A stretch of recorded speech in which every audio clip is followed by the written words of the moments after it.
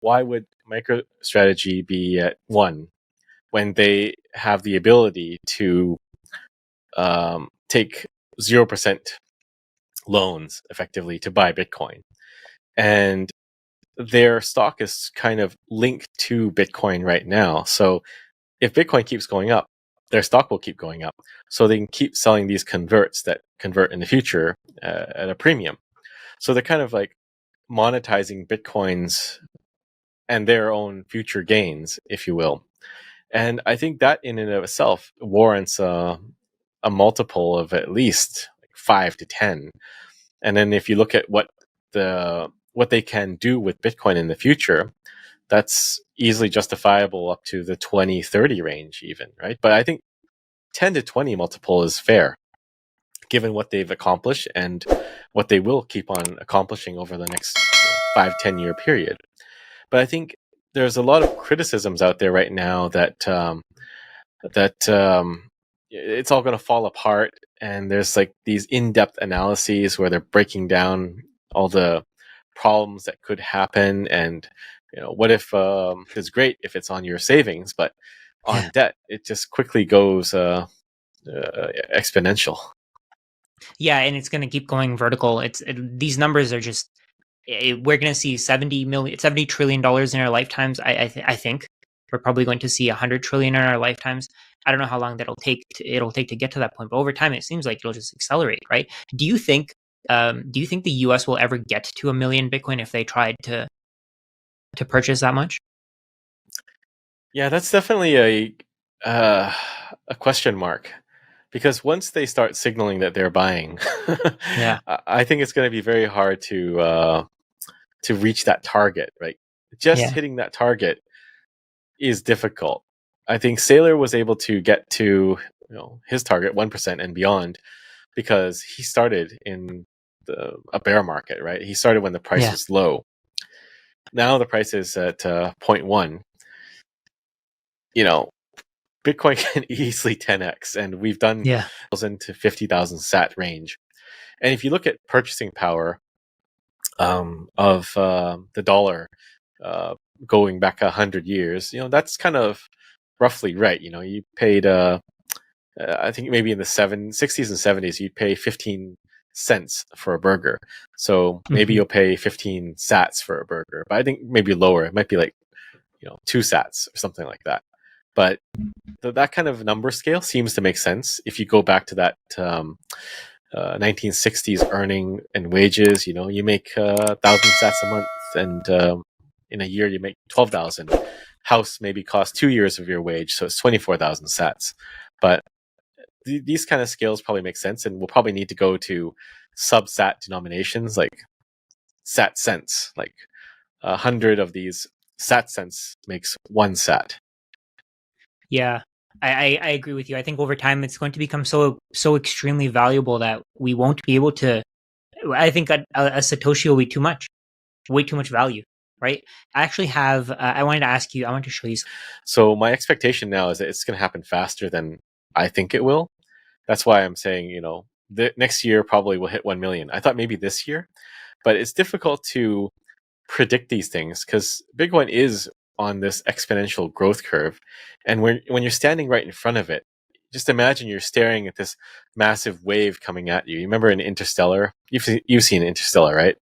I watched part of it. I didn't get to the the water wave, right? And initially they say, "Oh, it's mountains," and then Matthew says, "Oh, it's a wave. Those are waves. It's a wave, right?" But you're looking at something far in the distance, and it's hard to tell. And if you're looking at Bitcoin's exponential growth, you're kind of staring at this wall, and it's like all in front of you, all around you, and it's just approaching you very quickly. But you don't really have a sense of how far away it is.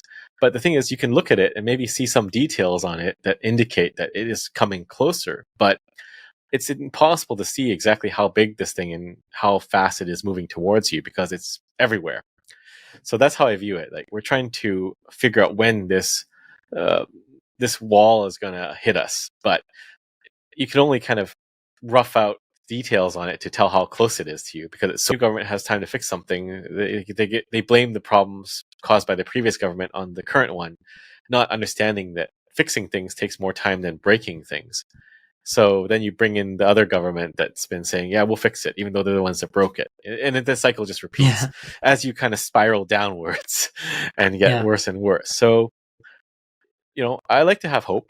And I think there is a chance that the Trump administration could fix things, but it takes very radical thinking, like disregarding the shitcoin. Let's say the Doge initiative in and of itself is to downsize government and cut spending. I think it's a good thing.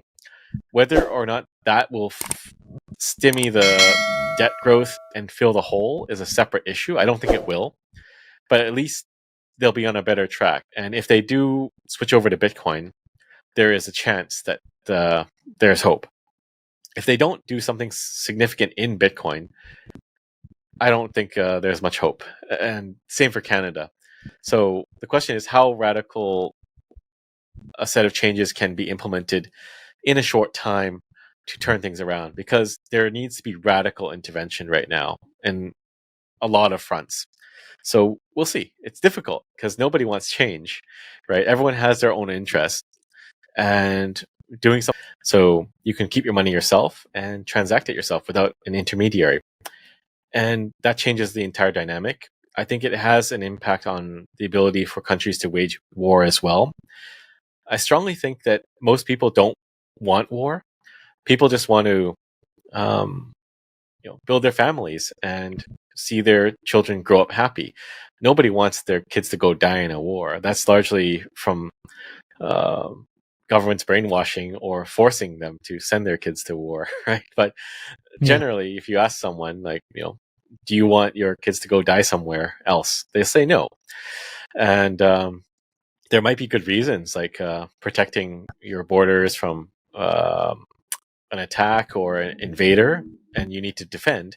But generally, like, a lot of wars are quite frivolous these days. Like we think that guy's bad or he's got something bad, and we're gonna go there, right? I think Bitcoin will start to change that dynamic, that you can't finance a war because nobody will willingly give up their money to finance a war where their kids are going to have to go die somewhere. But on that note, I think as well, at the same time, you'll start to see to eliminate itself. So there has to be some external forcing function that makes them want to optimize. Either you get a Malay, or you get a Department of Government Efficiency, or you have Bitcoin. But something has to fix it from outside, not from within. Do you think it's possible that maybe some altcoins could be valuable in something like this? I'm not saying like they could be used as money, but maybe there could be other functions to altcoins. I personally don't think any altcoin can compete with Bitcoin at all whatsoever. There's no chance there. But do you think that there could be something there with altcoins? Maybe you've done a little bit more research where those altcoins could be used in this kind of democracy that you're describing? Not really. I mean, all you need to do to build this sort of consensus-based governance system is to have some laws that say, you need a consensus. You need people to agree, and the mechanism doesn't need to be an altcoin. You can just have a voting system, paper ballots if you want, right? Whatever we have the technology. It's just we need capable people that are going to build it and implement it. But you can have people vote. I mean, there's no reason why you can't have it done digitally. Detrimental thing to the most amount of people, right?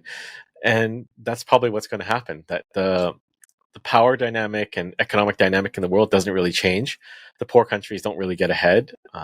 Maybe Bhutan and El Salvador now, because they have a lot. But generally speaking, most countries don't have a policy in place or even a plan to put a policy in place, so they'll be left behind. And the U.S. is going to be still the dominant financial center in the world. I think China really missed the mark. They just missed it. They cracked down on exchanges. They cracked down on mining when they could have been the Bitcoin superpower. And yeah, the U.S. is going to end up as still dominant for another couple hundred years until MicroStrategy becomes a country, and then we'll see. Yeah. But I think we're going to see it go up. And people are just going to wish that we had big drawdowns so they could buy cheaper. Because if you think about it, your average Bitcoiner that's making